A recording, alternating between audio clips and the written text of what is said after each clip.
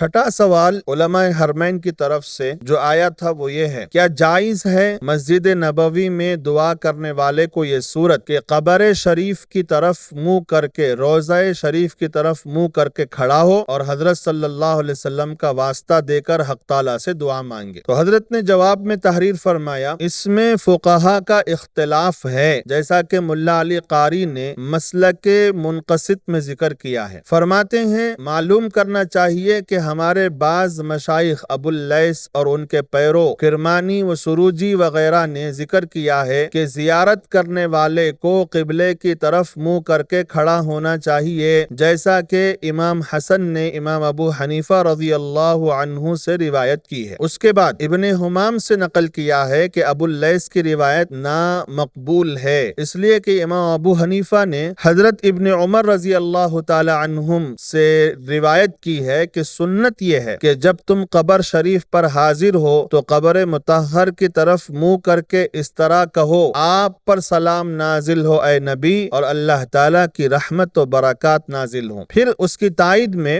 دوسری روایت لائے ہیں جس کو مجد الدین لغوی نے ابن المبارک سے نقل کیا ہے۔ وہ فرماتے ہیں میں نے امام ابو حنیفہ کو اس طرح فرماتے سنا کہ جب ابو ایوب سختیانی رحمہ اللہ مدینہ منورہ میں آئے تو میں وہیں تھا، میں نے کہا میں ضرور دیکھوں گا یہ کیا کرتے ہیں، سو انہوں نے قبلے کی طرف پشت کی اور رسول اللہ صلی اللہ علیہ وسلم کے چہرے مبارک کی طرف اپنا منہ کیا اور بلا تصنع روئے تو بڑے فقیہ کی طرح قیام کیا۔ پھر اس کو نقل کر کے علامہ قاری فرماتے ہیں اس سے صاف ظاہر ہے یہی صورت امام صاحب کی پسند کردہ ہے۔ ہاں پہلے ان کو تردد تھا، پھر علامہ نے یہ بھی کہا کہ دونوں روایتوں میں تطبیق ممکن ہے، غرض اس سے ظاہر ہو گیا کہ جائز دونوں صورتیں ہیں، مگر اولا یہی ہے کہ زیارت کے وقت چہرہ مبارک کی طرف منہ کر کے کھڑا ہونا چاہیے، اور یہی ہمارے نزدیک معتبر بھی ہے، اسی پر ہمارے اور ہمارے مشائخ کا عمل بھی ہے، اور یہی حکم دعا مانگنے کا ہے، جیسا کہ امام مالک رحمہ اللہ سے مروی ہے، جبکہ ان کے کسی خلیفہ نے ان سے مسئلہ دریافت کیا تھا اور اس کی تصریح مولانا گنگوہی رحمہ اللہ نے اپنا رسالہ زبدۃ المناسک میں کر چکے ہیں، اور توسل کا مسئلہ ابھی گزر چکا ہے۔